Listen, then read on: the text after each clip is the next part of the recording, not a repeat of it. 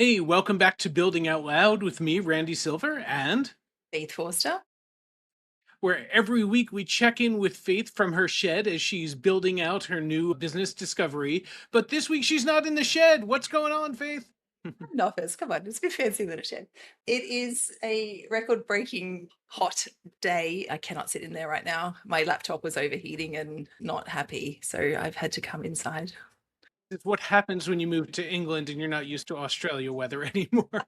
So before we started recording today, you told me you had news, but you wouldn't tell me what it is. So you want to get my live reaction. So what happened? What's going on? Yeah, so we've got DJ visiting. We'll record that tomorrow. There was a big incident over the weekend, and I didn't think it was appropriate to talk about it with him. It's something that we should share and talk about for the podcast. So I was making a whole bunch of changes last week to get the product ready to go live. I got some really great advice from Dave Colleen, who did a quick review of Discovery and was saying whatever data you're bringing in, that you give more value from that data than what the user would otherwise get from its source. And so I was going through competitor profiles and other sections and just really thinking carefully about, could we share this information in a way that's more valuable? So for example, the features on the competitor profiles now, rather than just a list of features, it now has it aligned to the customer segments and the jobs to be done for the product. And it indicates how well they serve your customers' jobs to be done. So a really nice example of delivering a huge amount more value. And so I was super excited. I made all these amazing updates and changes. That was on Friday. I woke up on Saturday morning and I had all these messages about having chewed up credits, so the credit limits having been renewed. And I was in a bit of a rush to get out the door. So I put some extra money on my card and then left and didn't sort of think twice about it. I thought it was a bit unusual, but I then was getting messages all through the day saying it had exceeded those limits again. And basically what happened was there was an error being thrown, something on the competitor profiles. I'm still not sure what exactly was throwing an error. And so the profiles weren't able to refresh properly. And so it continued trying to refresh those every 3 seconds across every competitor, every product, every organization until it drained my bank account. Okay, so I'm sorry. So you said you put extra money on your card. So I'm guessing there was a budget cap on this. So when you say drained your bank account, it was a specific pot of money, not your bank account bank account. Now I have the business account. So it's a separate bank account to our personal one.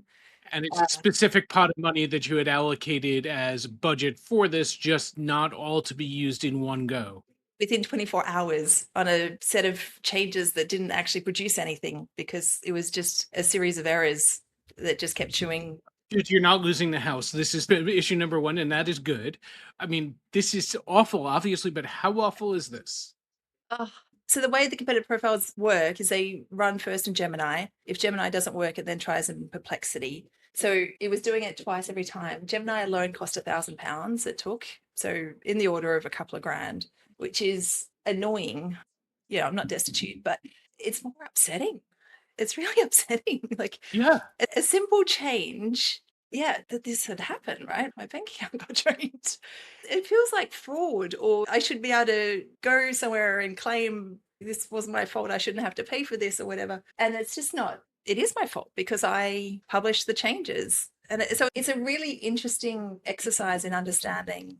Because one of the questions, I guess, when you build a vibe coded product is who actually owns the code, who owns the IP, right?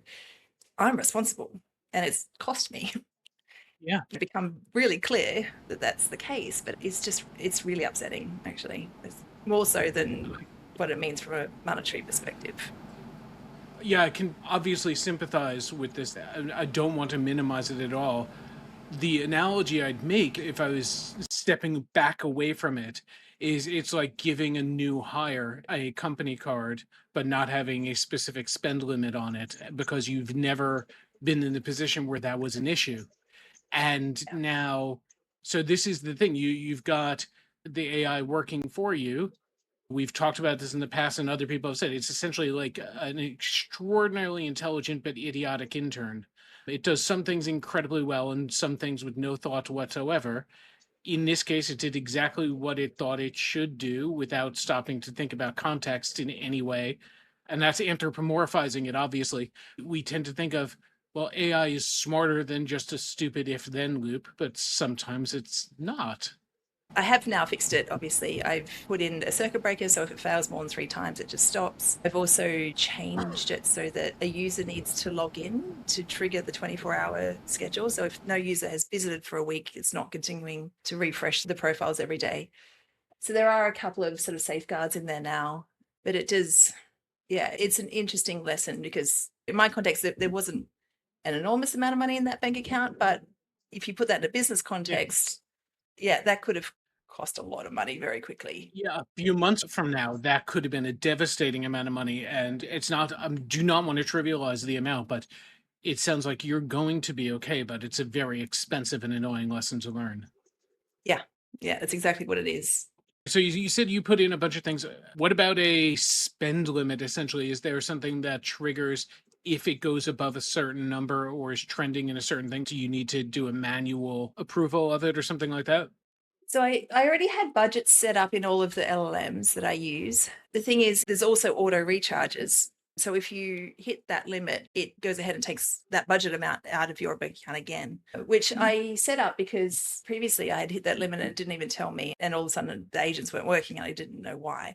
So I think that auto recharge is needed. But the downside of it is that when things like this happen where it just starts going out of control.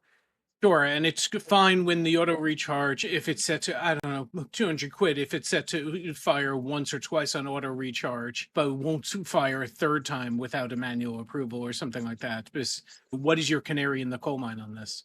Yeah, yeah, yeah. The point is, I'm trying to ask you, so you've put in certain things. What else might you do? What are you thinking? One of the things I did consider when I created the business bank account was to have a separate account for the LLM costs because it's a direct cost of the product. It's something I on charge to the customers. And at the time, I thought maybe I was being overly cautious and I should just keep it simple for now. But actually, I have now created a second bank account that I'm going to use to segregate that money because exactly as you said, once I've got revenue coming in, there's more money in that account. I can't risk it draining everything. Yeah. I've made some code changes. I'm not sure what else I can do. The other thing that's annoying about it is that so many of these tools now are charging by the number of API calls to LLM. So like Langfuse was really useful to demonstrate what the problem was and to be able to solutionize it, I guess, with the agent quickly. But it charges per trace. So I've massively exceeded that. It then blocked my account as well. So I have had to pay to reinstate that and haven't yet done the proper analysis on actually what the original error was yet because of that. But something simple like that was costing me £20 a month. I've had to upgrade to the next license, which is $200 a month. So it's a huge increase just to resolve this one issue. There's just annoying things like that. It really did feel, because this all happened over the weekend, it really felt like what was really exciting actually, and really felt like I was getting the product in really great shape, ready to launch it, and just massively backfired. And I was getting these messages right across the weekend about money being taken. Because the way that it occurred, you were doing something fairly quickly. The result happened shortly thereafter, but there was a delay and you were distracted. It was the weekend, you were doing other things. Mm-hmm. It sounds a lot like the stories I've heard from people who get successfully dinged by phishing attempts. You know, they actually give their information and something gets drained. At least in this case, it was controlled, and that was a relatively small amount, and it stopped at a certain point. But yeah, there was always the idea of don't commit on Friday evening, and you commit on Saturday morning as you're walking out the door. Well, the original problem happened on Friday, and I got the message saying that the money had run out. And I was like, that's unusual. That seems a bit strange, but didn't properly investigate it before I left. That's exactly what it felt like. It felt like a phishing attempt. It felt like I should be able to claim the money back, that I should say, no, this was incorrect. You shouldn't be trying to take this money out of my account. The really annoying thing was I then had to put more money in the account for the amounts that bounced. Yeah. I had to put more money in the account this morning so that payment could be taken so that Yeah. the LLM So the account punishment hit again. Yeah. Yeah. So it really did feel like yeah. Okay, so let me ask the question about the way you've been building this, in that you've got a team of agents running tasks in the background. This almost sounds like it calls for a CFO or a controller agent to be in there to monitor and set alerts. Is that something that you would consider? I did get an alert from one of the tools, I can't remember which one now, saying there's an unusual amount of activity on my account, but it just got sent as an email and it was Friday night and I didn't look at it. Had it happened during a working week, then I wouldn't have left it so long. It would have been a more controlled situation. I don't know, CFO, that's an interesting thought. Yeah, I could potentially do that. I don't know if that's the right answer. The first instinct in everything you're doing is not to scale with people, but to figure out a better way, a more efficient way of doing it. Any other lesson learned from this? Anything else that you're taking away from it? I don't know what else. Maybe we'll get some comments when we post this, that people's making some suggestions of how else I can prevent this from happening again. There's lots of positive things that have happened over last week, but I think let's talk about those tomorrow when DJ's there. Yeah. And you haven't wiped your production database. You haven't done any of the other things I've seen all the LinkedIn horror stories about. This is, as you keep saying, it's bad. I totally understand the feeling from it, but it also sounds very survivable. And one of those things you'll look back on as a lesson learned, hopefully eventually, but not a pleasant one in the short term. Yeah. Oh, it's definitely a lesson learned, without a doubt. And in fairness, it's better to have had this now at the scale of products and organizations and users that we have in the product right now, as opposed to, in a few months' time, where hopefully we'll have a lot more. And over a weekend when other people weren't noticing the failed calls or the lack of functionality on their part. It absolutely could have been worse. As I said, like there was so many positive things happening, getting everything ready to launch. It's felt like a real. I'm not going to try and down talk this or minimize it in any way. Let's leave it there and check in then, and hopefully things will look slightly sunnier after another night's sleep and no more bank account draining. Yes. Thank you, Andy.